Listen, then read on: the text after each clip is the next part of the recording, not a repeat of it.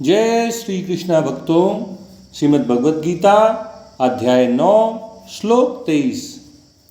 ये प्यन्य देवता भक्ता यजन्ते श्रद्धयान्विताः तेऽपि मामेव कौन्तेय यजन्त्य विधिपूर्वकम्। भगवान श्री कृष्ण अर्जुन को कौन्तेय कहकर संबोधित कर रहे हैं कि हे कुंती नंदन, हे कुंती पुत्र अर्जुन, जो अन्य देवताओं के भक्त होते हैं, अन्य देवताओं की श्रद्धापूर्वक पूजा करते हैं, अपनी अपनी श्रद्धा के अनुसार सकाम भाव से इंद्र, वरुण, सूर्य, चंद्रमा आदि देवताओं की पूजा अपने इच्छित वर प्राप्त करने के लिए जो मुझसे अलग मानकर करते हैं, भगवान कहते हैं कि ऐसे भक्तों के द्वारा की जाने वाली पूजा भी मेरी ही पूजा होती है। क्योंकि भगवान ने पिछले श्लोकों में हमें पहले ही बता दिया है कि सत असत चाहम अर्जुन, जो भी सत असत हमें दिखाई देता है, सुनाई देता है, हमें अनुभव होता है, वो सब का सब भगवान का ही स्वरूप है। इस तरह अन्य देवता भी भगवान के ही स्वरूप हैं। भगवान से अलग उनकी कोई स्वतंत्र सत्ता नहीं है। इसलिए अगर कोई भक्त श्रद्धापूर्वक किसी भी देवता का पूजन करता है तो वास्तव में वह भगवान श्री कृष्ण का ही पूजन होता है। अन्य देवताओं की श्रद्धापूर्वक पूजा करने वाले ऐसे भक्तों के द्वारा किए जाने वाले अपने पूजन के विषय में भगवान कहते हैं कि तेऽपि मामेव कौन्तेय यजन्त्य विधिपूर्वकम्, कि ऐसे जो अन्य देवताओं की पूजा करने वाले भक्त होते हैं वे मेरा ही पूजन करते हैं, लेकिन यह पूजन अविधिपूर्वक होता है, त्रुटिपूर्ण ढंग से होता है। यह मेरे पूजन की शास्त्रोक्त विधि नहीं है। अर्थात हमें दूसरे देवताओं का पूजन भगवान से उनको अलग मानकर नहीं करना चाहिए। वे भगवान के ही स्वरूप हैं। अगर ऐसा मानकर कोई भक्त किसी भी देवता की पूजा करता है तो वह साक्षात भगवान श्री कृष्ण की ही पूजा होगी।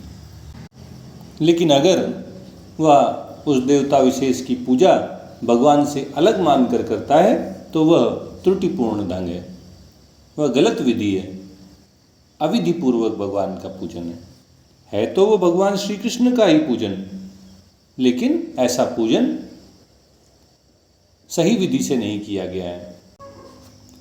मान लीजिए कि हमारे मन में कोई कामना है, कोई वासना है, कुछ बनने की इच्छा है, कुछ पाने की इच्छा है, और उस इच्छा को पूरा करने के लिए हम वेदों में कर्मकांड भाग में बताए हुए यज्ञों का अनुष्ठान करते हैं, किसी देवता विशेष के लिए यज्ञ संपन्न करते हैं, उनका पूजन करते हैं।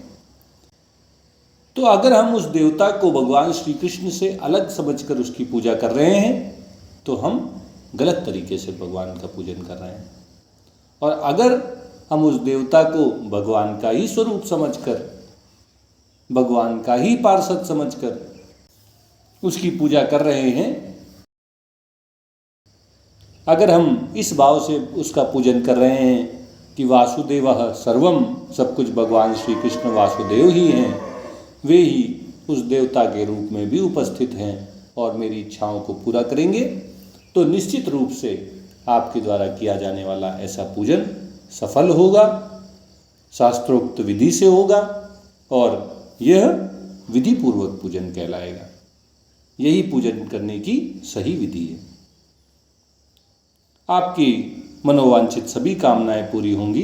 भगवान बड़े कृपालु हैं, उनके किसी भी रूप की पूजा करने से वे प्रसन्न हो जाते हैं और हमारे द्वारा इच्छित सभी वरदान हमें प्रदान करते हैं। लेकिन अगर हमें किसी चीज़ को पाने की कामना है और उस कामना को पूरा करने वाले देवता की पूजा हम उसको भगवान श्री कृष्ण से अलग समझकर करते हैं तो यह पूजन की सही विधि नहीं है, ये दोषपूर्ण है, त्रुटिपूर्ण है।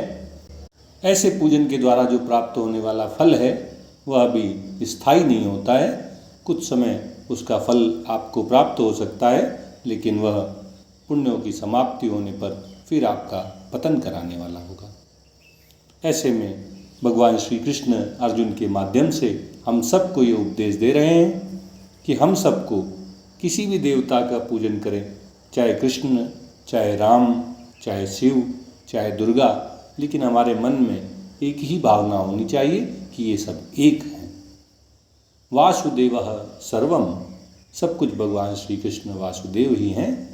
सत्य असत च अहम अर्जुन, भगवान के जो ये शब्द हैं कि सत्य और असत्य दोनों मैं ही हूँ, इन पर दृढ़ विश्वास रखते हुए हम भगवान के किसी भी स्वरूप का किसी भी रूप में पूजन करें।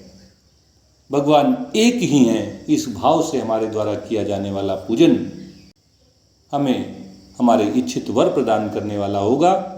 हमें वह सब कुछ प्राप्त हो जाएगा जिस इच्छा से हम भगवान का पूजन करेंगे।